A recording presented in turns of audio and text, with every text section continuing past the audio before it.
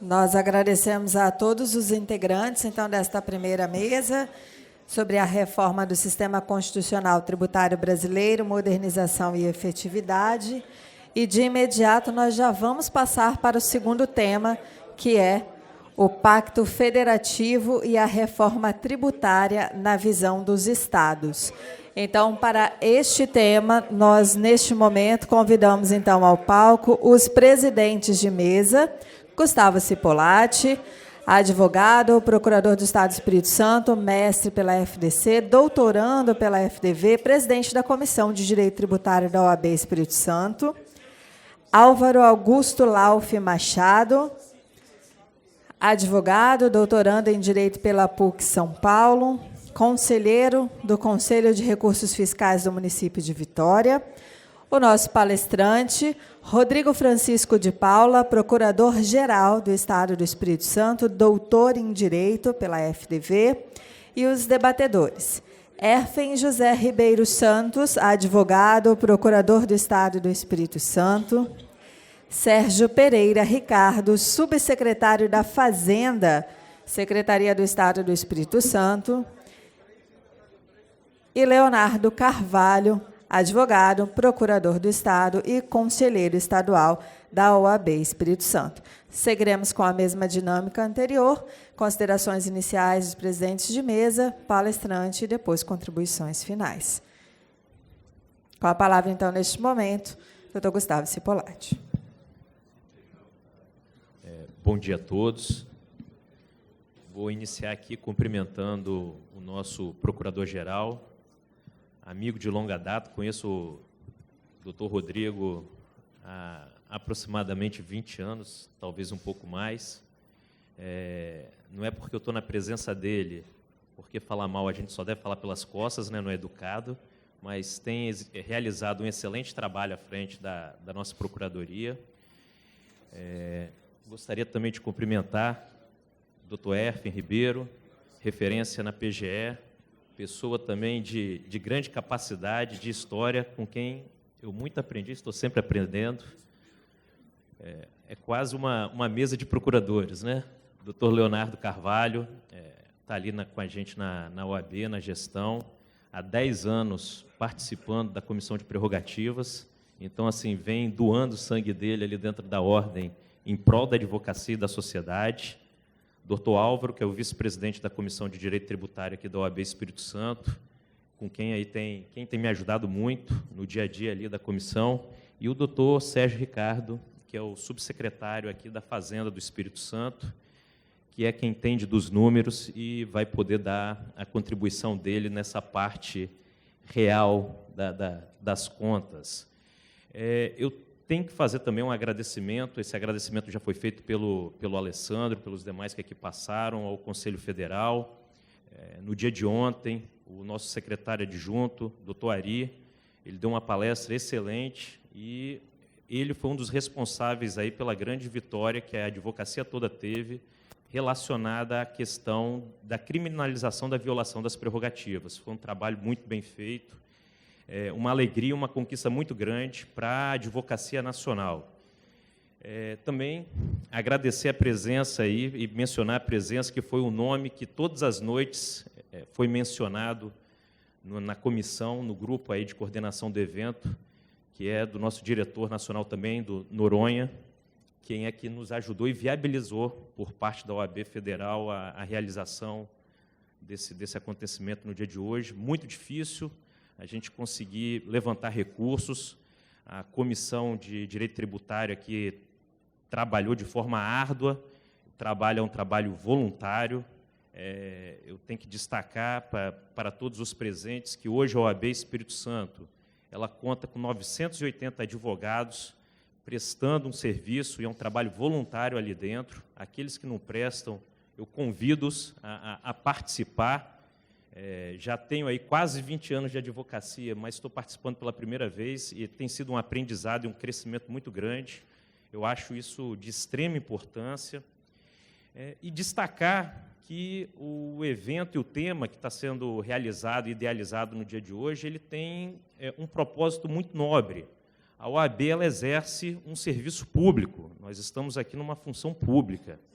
E, nessa função pública, uma das principais metas e atividades da OAB, isso aí preconiza a nossa legislação federal, é da boa aplicação das leis e do aperfeiçoamento das instituições jurídicas.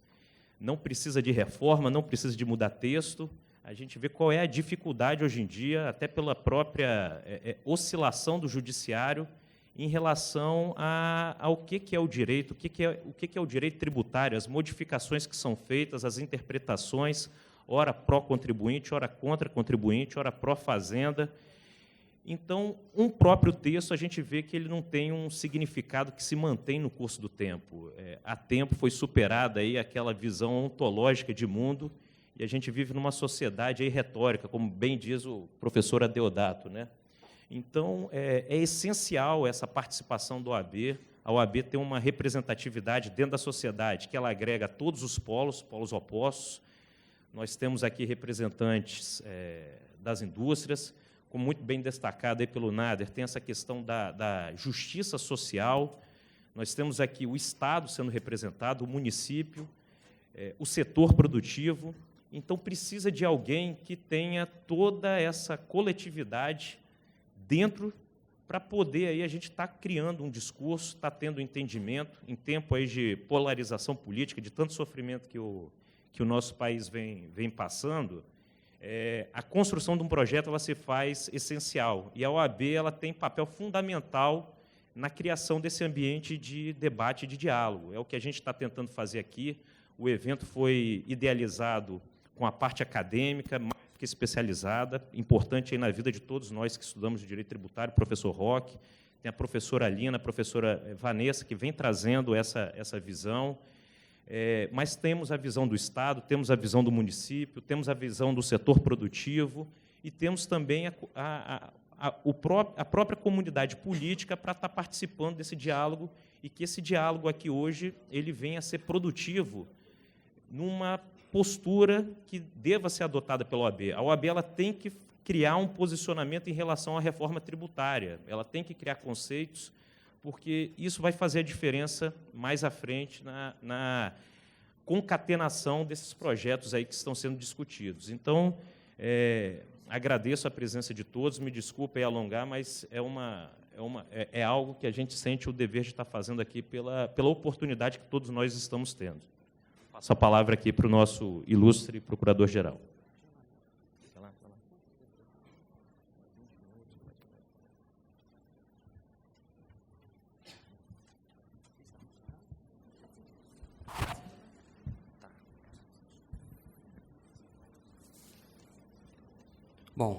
Bom dia novamente, já fiz os cumprimentos, mas reitero aqui os cumprimentos agora dos meus colegas que estão aqui na mesa para conversar um pouco sobre...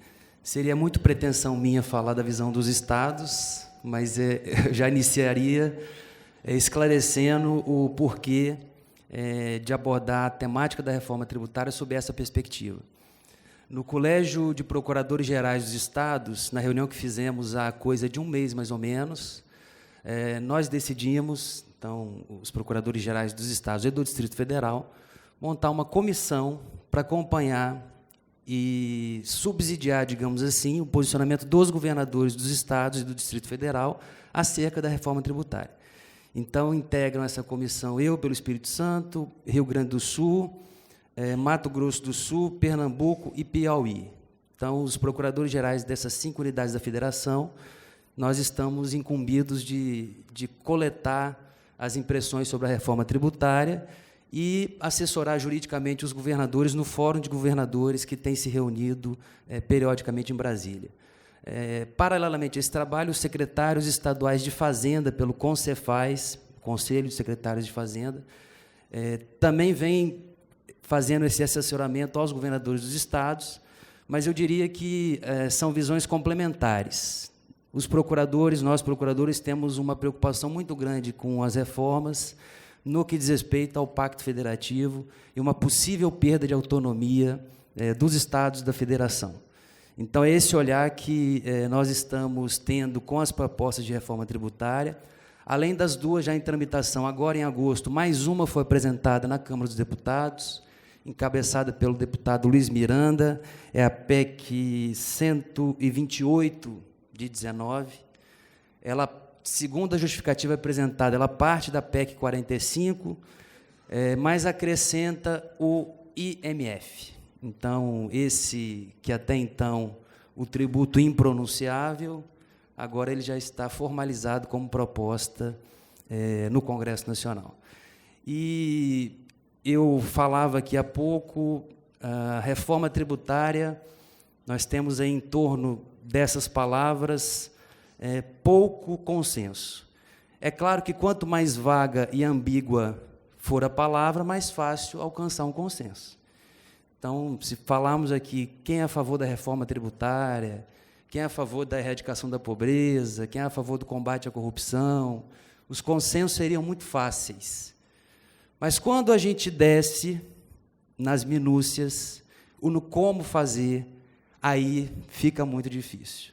E no tema do sistema tributário nacional, não há consenso em relação ao diagnóstico, onde está o problema, o que precisa mudar e como mudar. E aí fica difícil avançar. Eu tive a curiosidade de, me preparando para essa palestra hoje, dar uma olhada nas 101 emendas à Constituição que nós tivemos desde 88 e contar quais se referiam à matéria tributária.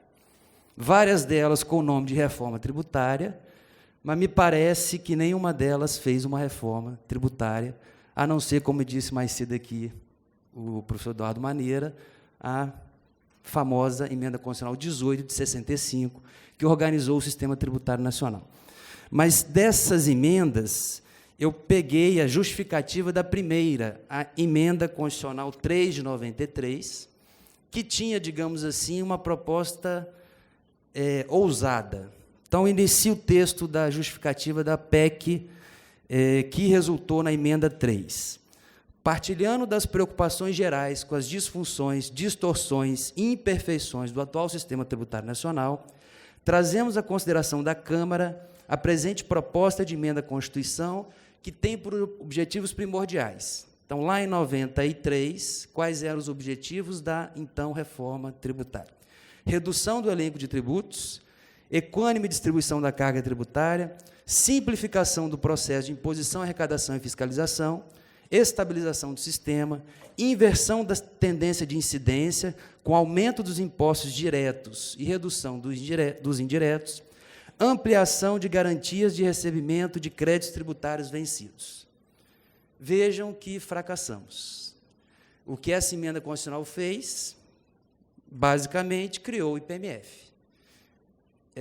E previu a desoneração das exportações, depois efetivada pela Lei Candir, que os estados da federação até hoje estão litigando com a União para receber as perdas da Lei Candir. Então, só para ter uma ideia do quanto isso significa para os estados, o Estado do Espírito Santo foi um dos mais impactados, embora haja, digamos, quase um consenso sobre não se tributar as exportações, mas o fato é que os estados tinham uma receita decorrente da tributação das exportações pelo ICMS, e lá em 93, e depois em 96, com a Lei Candir, houve a promessa de que haveria uma compensação dessas perdas, porque não é possível você simplesmente retirar uma fonte de arrecadação dos estados, com todas as obrigações constitucionais que os estados têm, porque a vida não acontece em Brasília, acontece no estado e no município, que é quem tem que prover educação, saúde, segurança, assistência. Então, não adianta simplesmente fazer uma reforma com perda de arrecadação dos entes subnacionais, que são aqueles que constitucionalmente têm as competências e os deveres constitucionais de implementar uma série de políticas públicas. Então, o Estado do Espírito Santo tem um orçamento anual que gira em torno de 17 bilhões de reais, a estimativa de perdas com a desoneração de exportações alcança 34 a 36 bilhões de reais. Ou seja, 2 orçamentos anuais do Estado do Espírito Santo que a União deve por não ter compensado essas perdas. Mas, voltando a falar sobre reforma tributária e sobre diagnóstico, para chegar um pouco mais à frente na visão que os procuradores têm manifestado a respeito dessas propostas, É interessante lembrar que, dos desafios do sistema tributário no Brasil, nós temos vários, em vários aspectos. Então, há um sistema efetivamente complexo. Os estados, houve o aumento da arrecadação com a Constituição de 88, realmente com o ICMS, com a ampliação da base de incidência do ICMS, mas me parece que isso foi fundamental para o federalismo brasileiro. Finalmente, os estados passaram a ter uma fonte de arrecadação mais significativa, para depender menos do governo central, da União, mas isso gerou, claro, complexidades e distorções no sistema. Mas há, efetivamente, essa complexidade. Tem se anunciado que o propósito principal da reforma tributária seria a simplificação sem aumento de carga tributária. Esse consenso, eu acho que todo mundo aqui estaria de acordo, mas eu volto para o como. Como nós vamos conseguir fazer uma simplificação sem aumento de carga tributária, sem criar tributo novo, organizando o que já tem? O meu receio é a gente terminar essa reforma com a criação de mais um tributo, como foi em 93. A promessa era reduzir, era modernizar, simplificar, e o que a reforma trouxe foi mais um imposto, a princípio provisório, e que depois quase se eternizou. Não morreu porque estão querendo ressuscitar agora. Vejam a força desse tributo lá de 93. O Brasil tem se discutido pouco nessas propostas um problema que me parece grave do sistema tributário, que é a regressividade. Então, num país que tem uma desigualdade socioeconômica como o Brasil, e para falar de reforma tributária, a gente não pode se esquecer dos objetivos fundamentais da República Federativa do Brasil. Eu elencaria aqui os dois de maior pertinência. No inciso 2 do artigo 3º, garantir o desenvolvimento nacional. Para isso, precisa ter um sistema tributário que seja operativo, que seja racional, que dê previsibilidade, segurança jurídica, que seja, acima de tudo, justo. Porque um outro objetivo da República, já no inciso 3, é erradicar a pobreza, a marginalização e reduzir as desigualdades. Então, veja o tamanho do desafio de uma reforma tributária no Brasil, um país imensamente desigual.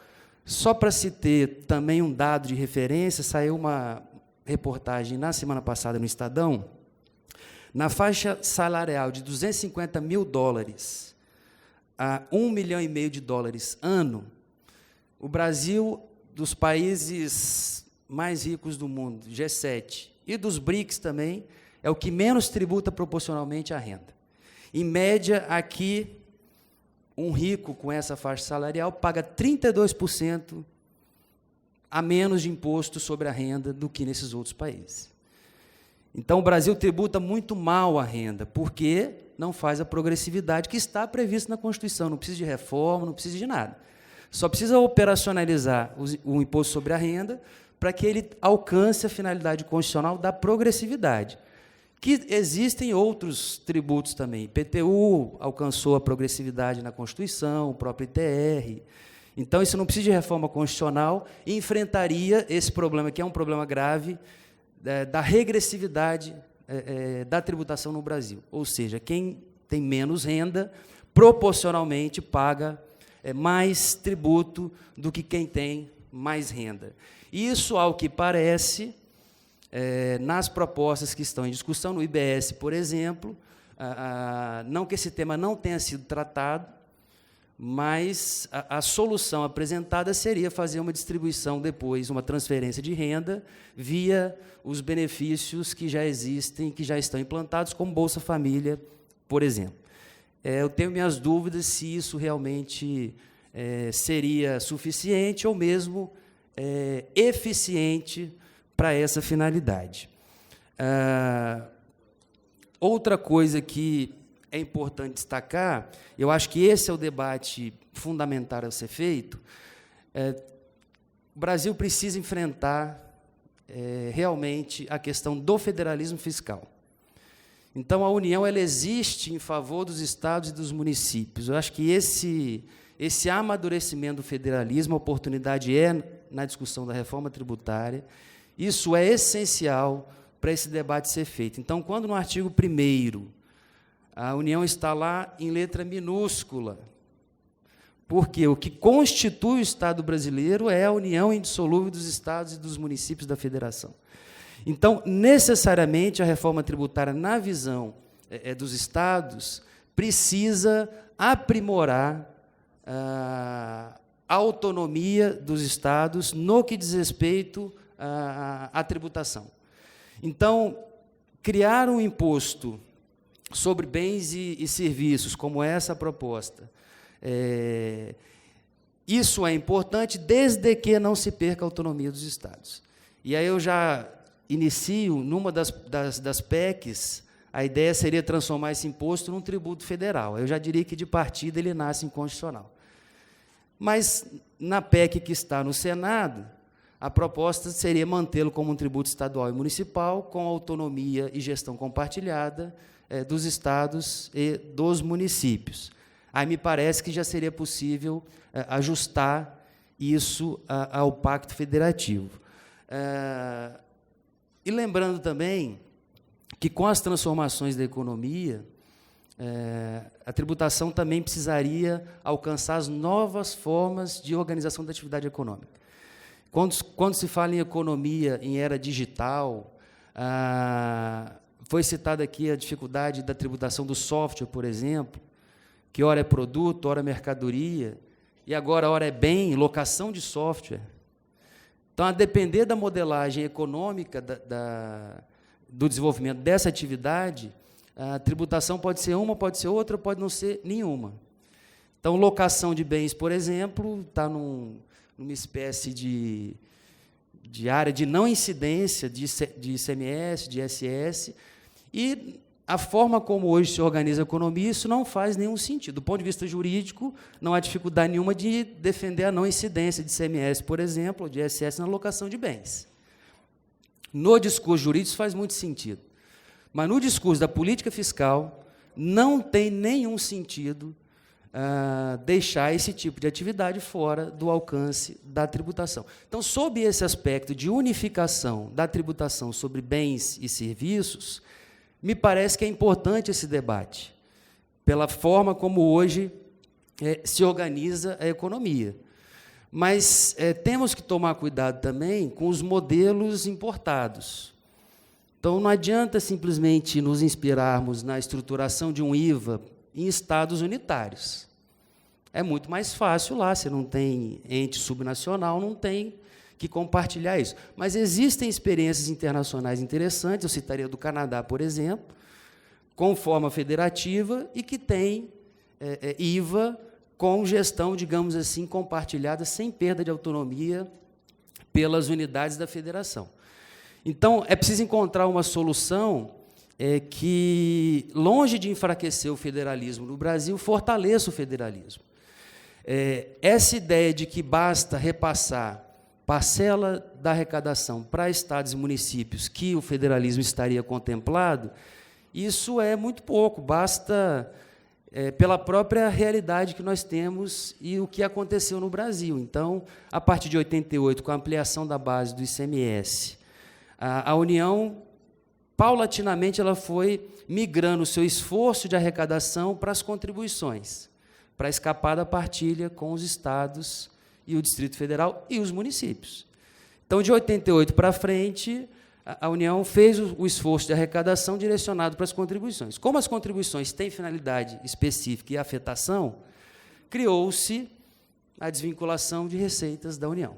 Então, são coisas que talvez só existam no Brasil. Então, tem um tributo que ele é para uma finalidade e vem uma emenda constitucional que diz, não, mas um percentual da arrecadação não vai para a finalidade, para fazer o que quiser. Da mesma forma que é uma excrescência também calcular imposto por dentro. É uma coisa que, se quer cobrar 33% de ICMS sobre determinada atividade, não coloca a alíquota de 25% e calcula por dentro para dar o 33%. Coloca a alíquota de 33%, porque isso gera transparência, previsibilidade, segurança, e não precisa ficar criando esse tipo de coisa. Essa unificação, aí, voltando para para a questão da unificação do imposto sobre bens e serviços, e das propostas, a proposta de fazer essa unificação só para ICMS e ISS, e a União faria depois uma unificação no plano federal, estados e municípios ficariam encarregados de fazer a gestão compartilhada do que seria esse IVA estadual municipal, e a União faria, por sua vez, a unificação no plano federal. Eu acho que essa modernização ela é importante do ponto de vista da organização da atividade econômica. Então, acho que, nesse aspecto, é importante avançar nesse sentido, pelas formas como hoje se desenvolve a atividade econômica. Mas só se houver uma forma de gestão que permita que estados e municípios possam efetivamente fazer a arrecadação e ter autonomia para dispor sobre essa forma de tributação. Eu lembro também que, a respeito da simplificação e da modernização da legislação tributária, há muito para se fazer no campo infraconstitucional. E hoje há, eu diria, até ferramentas tecnológicas que favorecem essa simplificação.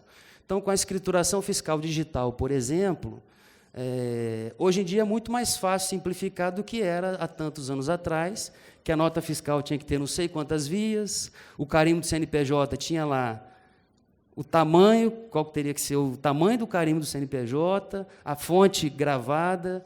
Então, esse tipo de burocracia, tecnologicamente, nós já deixamos para trás. Mas precisa fazer a organização dessa comunicação fisco-contribuinte para ela ser... essa simplificação ajuda o fisco, obviamente, também. Não é só boa para o contribuinte, que vai ter uma condição de atender melhor a legislação tributária, mas o fisco também no seu papel de fiscalização. Mas aí estamos no Brasil, então, muitas vezes, por problemas e diagnósticos errados, vêm soluções igualmente erradas. Então, quando se discutir o problema da cumulatividade de PIS e COFINS, vamos criar a não cumulatividade de PIS e COFINS. Cria-se uma não cumulatividade, ao invés de se adotar a técnica imposto contra imposto, inova-se com a técnica base contra base. Anos de discussão para poder sedimentar a questão relativa à apuração de créditos de PIS e COFINS, e que não está ainda totalmente sedimentada. A questão do crédito sobre insumos. Qual o conceito de insumo na legislação de PIS e COFINS? É o conceito da legislação do IPI? É o conceito da legislação do imposto de renda? Não é nenhum dos dois, é um terceiro conceito de insumo para fins de apuração de crédito na não cumulatividade de PIS e COFINS. Então, o que me parece, toda reforma, ou o que se chama de reforma, sempre tem os mesmos objetivos no Brasil e sempre termina entregando exatamente aquilo que queria combater. Então, termina a reforma com mais complexidade, com mais tributo, com menos simplificação e sempre aumenta a arrecadação.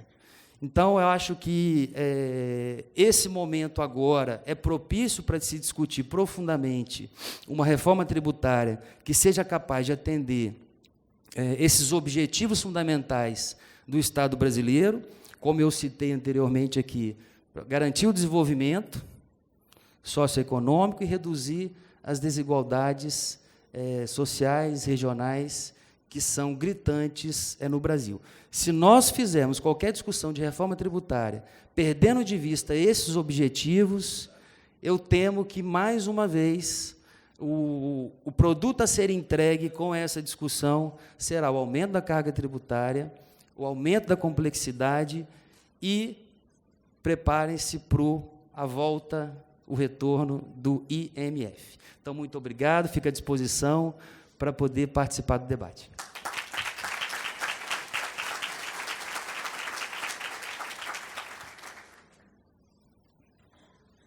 Bom dia a todos. Parabenizar o doutor Rodrigo de Paula pela brilhante palestra e fala, como já era de se esperar. Agradecer a todos pela presença e, como disse o doutor Rodrigo, como disse o doutor professor Roca Arrasa, esse debate vem em boa hora, esse evento vem em boa hora. É uma honra que a Ordem dos Advogados do Brasil, nossa seccional aqui no Estado do Espírito Santo, possa ter colocado esse debate em pauta no dia de hoje, possa ter trazido tantas autoridades, em todos os sentidos da palavra, para discutirem sobre o tema, né? Ouvir o doutor Rodrigo falar, ouvir o professor Roque Carrasa falar, ficava pensando um pouco também nas minhas aulas, o professor Tércio Sampaio Ferraz Júnior, na PUC, em São Paulo, sobre como esses conceitos polivalentes, como esses signos abertos permitem, muitas vezes, a atribuição de diversos sentidos, como a própria expressão reforma, né? Mas numa análise oca, sem preencher, e hoje aqui eu vejo que o conteúdo dessa discussão vem sendo preenchido com extrema qualidade por todos que falaram e que estão aqui para falar pelo debate. Fala do doutor Rodrigo, 3 pontos que chamam muito a atenção, né? A preocupação e o distanciamento que cada vez mais temos do federalismo, né, com a instituição e o pensamento de um tributo único, gerido pela União. Então, a ideia de federalismo, acho que se rasga, possivelmente, de vez, seguindo-se nesse caminho. A preocupação da justiça social, enquanto o doutor Tiago Nader falou há pouco, né, como elemento a ser incluído nesse debate, né? E aí eu ouvi o doutor Rodrigo falar a palavra deveres, e temos que lembrar que a nossa Constituição é uma carta de direitos e também de deveres. E a preocupação de todos, né, o professor Roque bem destacou, de, na verdade, estarmos criando uma nova hipótese de tributo e reforma não ser de nada, o sistema permanecer como está e apenas de uma forma mais onerosa. Parabenizo o doutor Rodrigo, agradeço a todos pela presença e, sem mais delongas, vou passar a palavra para o doutor Efren, procurador de Estado, e que muito honrou a representação do Estado do Espírito Santo em Brasília e honra na Procuradoria do Estado. Vamos ouvi-lo.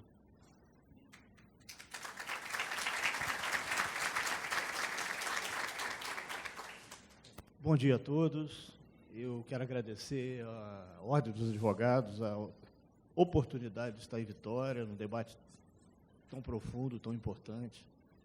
Voltar para a minha terra e tratar de temas dessa natureza é uma alegria muito grande. E eu gostaria de trazer um pouquinho para o debate, um pouquinho da fala de cada um dos antecessores aqui, dos nossos palestrantes, mas principalmente uma fala do professor Roque Carrasa. O professor Roque Carrasa colocou com muita percepção que não há salvação fora da Constituição.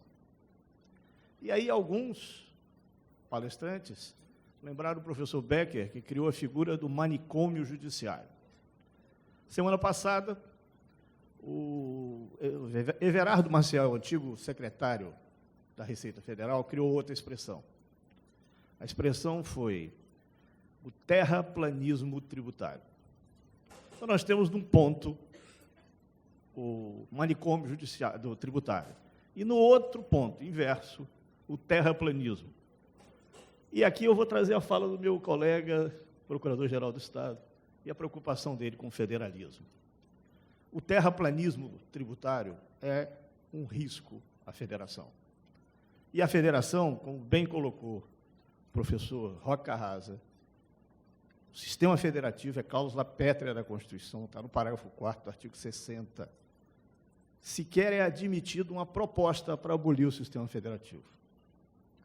Então, é evidente que qualquer movimento no caminho do terraplanismo tributário, por mais longo que ele seja, por mais extremo que ele seja, e que se legitime numa eventual simplificação, não pode perder de vista a cláusula pétrea e que o sistema federativo não pode ser ofendido.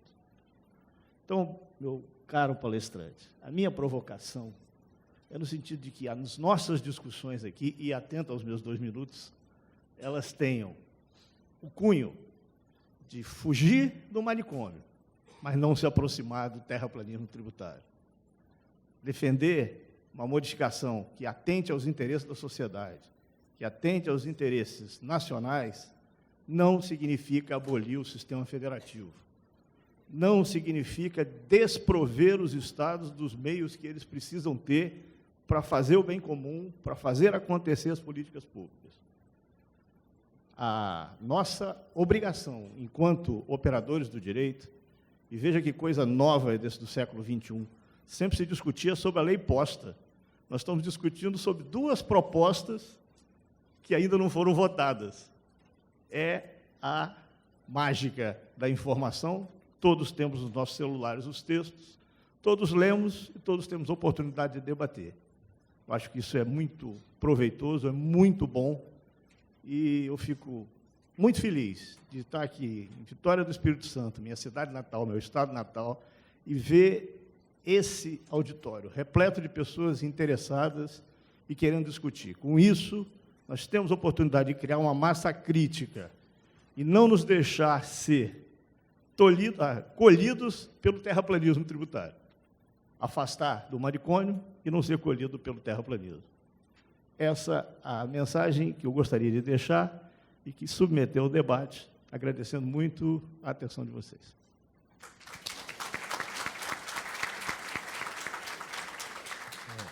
Passar a palavra para o nosso subsecretário Sérgio Ricardo. Bom dia a todos. É uma honra estar aqui representando a figura do secretário de Estado, que se encontra na reunião do Concefaz. É um tema absolutamente árido, mas eu acho que é importante trazer a reflexão, como já foi colocado aqui por alguns debatedores. Queremos simplificar? Sem dúvida. Queremos reduzir a carga tributária? Gostaríamos. A questão é, qual é o tamanho de Estado que a sociedade deseja? Quais são as demandas sociais que o Estado precisa cuidar? E pensando nisso, vim refletindo ao longo dos últimos dias, em fazer uma pergunta aqui, talvez até não seria o adequado, mas pensem os senhores e as senhoras na situação individual de cada um, de quantos aqui, por exemplo, cursaram hoje o atual ensino fundamental e ensino médio numa escola pública. Certamente, se fosse pedido para os senhores e as senhoras levantarem as mãos, a grande maioria levantaria dizendo que não cursou numa escola pública.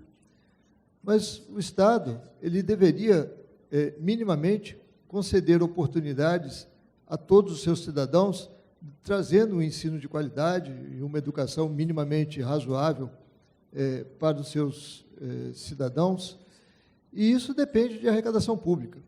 E aí, além da simplificação, essa reforma ela deveria também ter um viés absolutamente necessário de combate à sonegação. Muito se fala em simplificação, mas a sonegação também é um mal que desequilibra o mercado, desequilibra os negócios. O imposto acaba se tornando um fator de competitividade indevida, que deveria ser extirpado do nosso sistema.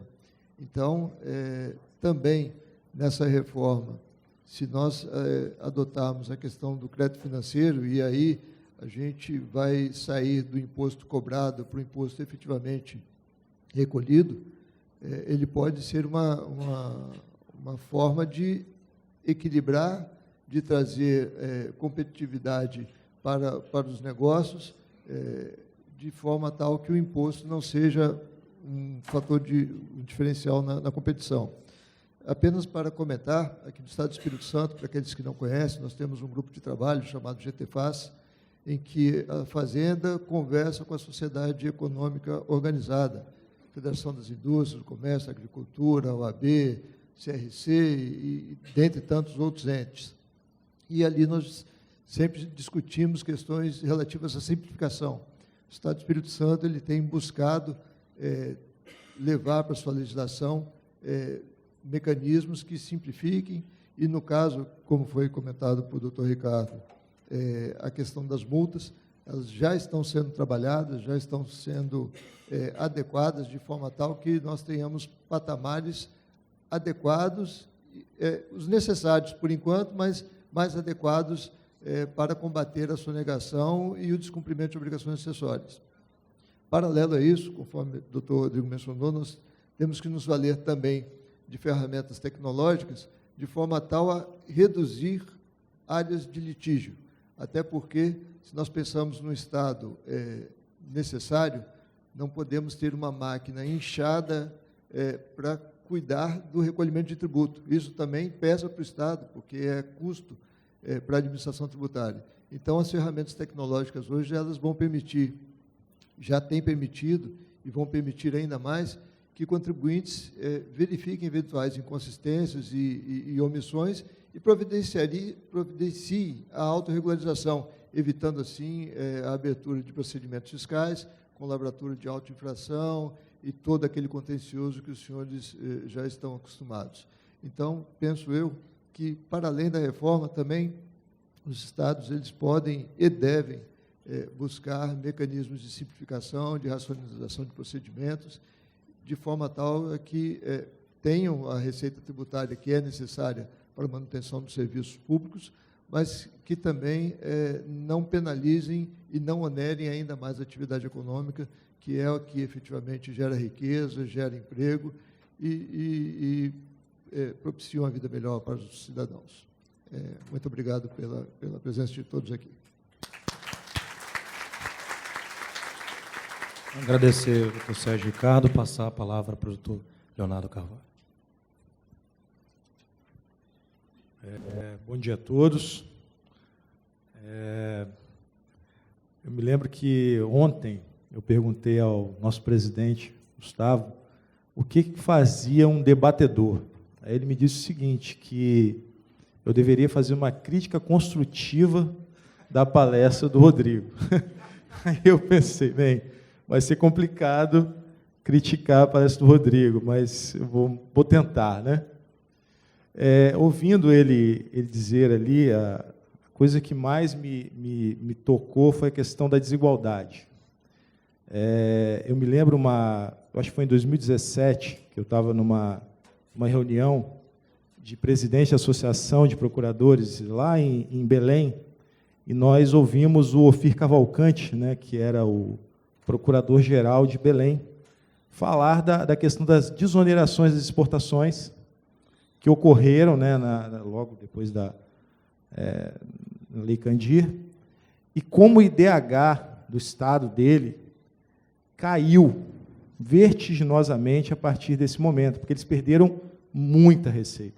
E é o Estado que supre educação, saúde, né, segurança e essas coisas mais básicas ali da população. A União fica com coisas maiores, mais genéricas, e o Estado precisa atender a população ali no seu dia a dia. Então, o IDH do Estado dele caiu muito.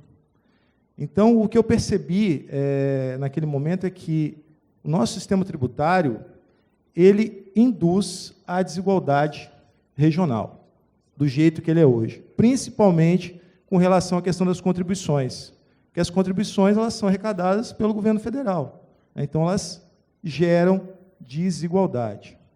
E, de outro lado, tem a questão da desigualdade entre as pessoas, porque o nosso sistema tributário, ele parece, por absurdo que pareça isso, ele visa a pessoa mais pobre, porque parece que a pessoa mais pobre é mais exposta, é mais fácil de tributar, principalmente com impostos que vêm até na cesta básica ou em produtos de extrema necessidade de todos, né? E isso que eu acho que a reforma tributária, né, não se discute isso, parece, né, se discute muito a questão de, não vamos gerar os tributos, é óbvio, vamos simplificar, também é óbvio, mas não se discute muito, eu acho, né, pelo menos não se está discutindo isso, a questão da desigualdade. Tanto a desigualdade entre os entes federados, que eu acho que a gente tem que pensar nisso, o Estado tem que ter mais recursos para fazer aquilo que ele tem que fazer, e as pessoas também têm que ser tributadas de maneira mais justa. Os mais ricos têm que ser tributados mais do que os mais pobres, né? Então, eu acho que é isso, né? Eu repeti o que ele disse, que foi impossível criticá-lo, né? Mas eu concordo com ele, e friso que essa reforma, além das coisas óbvias, ela tem que primar por levar mais igualdade, mais justiça a todos. É isso.